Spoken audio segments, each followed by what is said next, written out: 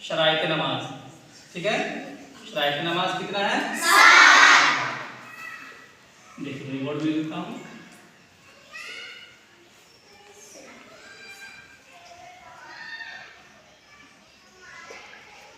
शराइत नमाज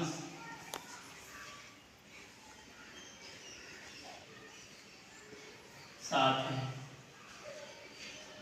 ठीक है, नंबर 1 बदन का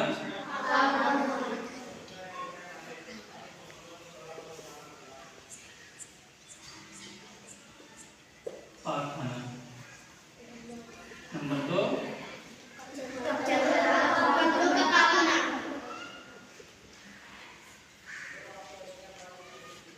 कपड़ों का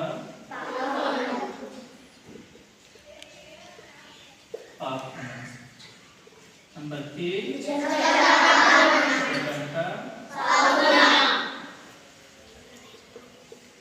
पाक होना।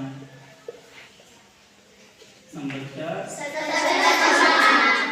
सतर का छुपाना। नंबर 5 नमाज का वक्त होना। नंबर 6 में है किबला की तरफ किबला की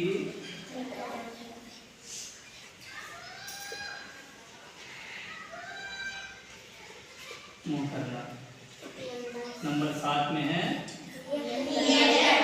नियत करना। ठीक है,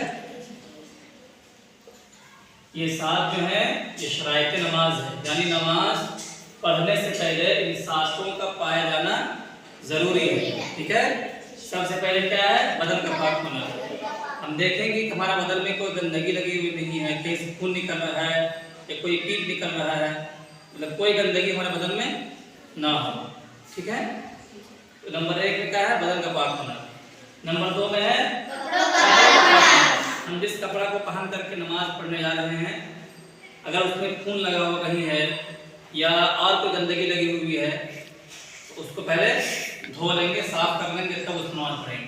ठीक है, अगर गंदगी लगी हो तो उस कपड़ा को चेंज कर देंगे और दूसरा कपड़ा पहन के फिर नमाज पढ़ेंगे।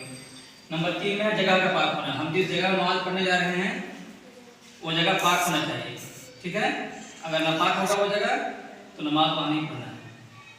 नंबर 4 में सतर का छुपाना। सतर मर्दों के लिए नाक से लेकर घुटने तक ये छुपाना क्या है? फर्ज है हाल में। ठीक है, मर्दों का सतर कहाँ से कहाँ तक है? नाक से लेकर घुटने तक, ये मर्दों का सतर है, इसका ढकना फर्ज है। और औरतों का सतर कहाँ से कहाँ तक है? पूरा जिस्म सिवाय चेहरा के और हथेली के और तलवा के। ठीक है, ये औरतों का है सतर, इसको ढकना क्या है? फर्ज है। नंबर 5 में है नमाज का वक्त होना, यानी हम जिस नमाज को पढ़ने जा रहे हैं, जैसे मिसाल के तौर पर ये समझ लीजिए कि हम नमाज पढ़ रहे हैं फजर का। ठीक है, फजर की नमाज पढ़ रहे हैं, तो जब फजर का टाइम हो जाएगा तभी हम फजर की नमाज पढ़ सकते हैं। अभी टाइम हुआ नहीं है और नमाज पढ़ना चाहेंगे फजर का तो नमाज नहीं होगी। ठीक है, नंबर 6 में है किबला की तरफ मुंह करना। किबला कहते हैं पश्चिम की तरफ। हमारे मुल्क हिंदुस्तान में किबला किधर है? पश्चिम की तरफ पड़ता है। ठीक है, हमारे मुल्क हिंदुस्तान में किबला पश्चिम की तरफ पड़ता है, उसको कहते हैं किबला।